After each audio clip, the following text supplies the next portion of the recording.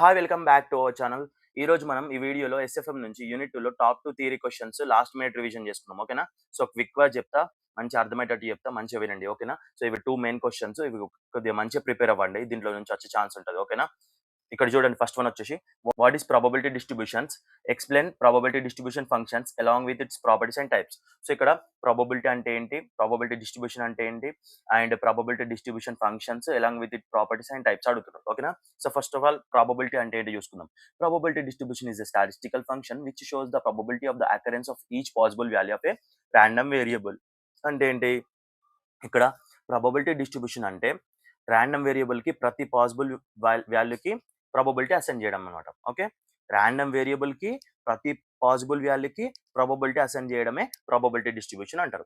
అట్లా నెక్స్ట్ ఇక్కడ probability function అంటే తీసుకుందాం. Probability function assigns probabilities to all possible values of a random variable such that total probability equals to 1.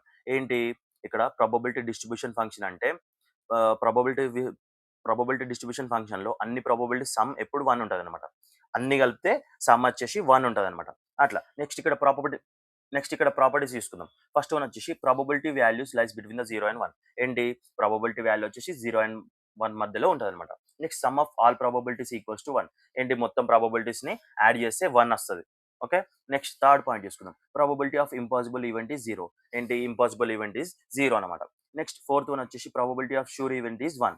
ఏంటి probability half sure event is 1 అనమాట. Okay, ఇక్కడ types తీసుకుంటే first one వచ్చేసి discrete probability distribution. దీంట్లో random variable takes discrete values, example binomial distribution and poison distribution.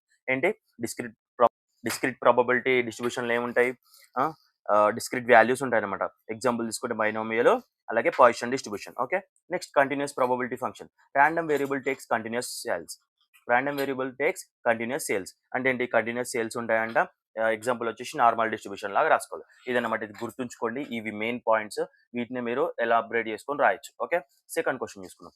What is theoretical frequency distribution? Discuss the silent features of the binomial and poison distribution. What is normal distribution and it applications? Theoretical frequency distribution meaning చూసుకుంటే ఏంటి? Theoretical frequency distribution is a frequency distribution derived from the mathematical formula based on the probability theory rather than actual values.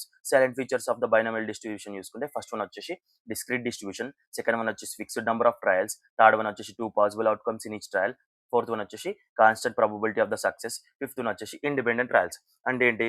ఇక్కడ దీంట్లో discrete distribution ఉంటుంది, fixed number of trials ఉంటాయి, అలాగే 2 outcome for trial పక్కా, అలాగే constant probability ఉంటుంది, independent trials ఉంటాయంట.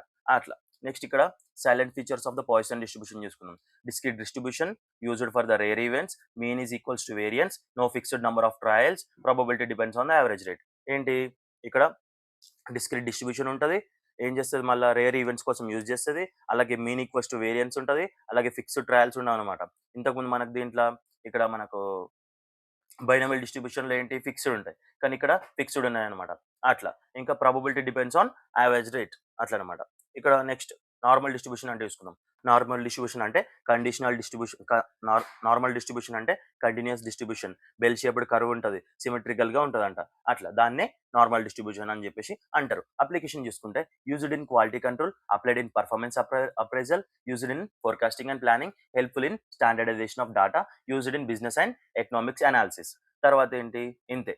So ఇదన్నమాట మనకు అప్లికేషన్స్ వచ్చేసి. సో నార్మల్ డిస్ట్రిబ్యూషన్ చూసుకుందాం, అలాగే మనము ప్రాబబిలిటీ డిస్ట్రిబ్యూషన్ గురించి చూసుకున్నాం, ఇంకేంటి ఇక్కడ బైనామియల్ డిస్ట్రిబ్యూషన్ అలాగే పాయిసన్ డిస్ట్రిబ్యూషన్, ఈ మూడింటి గురించి చూసుకున్నాం. సో ఇదే మెయిన్ కాన్సెప్ట్ అనమాట సెకండ్ యూనిట్ నుంచి. దీనిపై నుంచి క్వశ్చన్ పక్కా వస్తుంది, మీరు ఎలాబరేట్ చేసుకొని రాసుకోండి. ఈ పాయింట్స్ అనేవి ఖచ్చితంగా గుర్తుంచుకోండి. ఈ పీడిఎఫ్ ని నేను మన టెలిగ్రామ్ గ్రూప్ లో సెండ్ చేస్తాను. ఓకేనా? Thank you for watching video.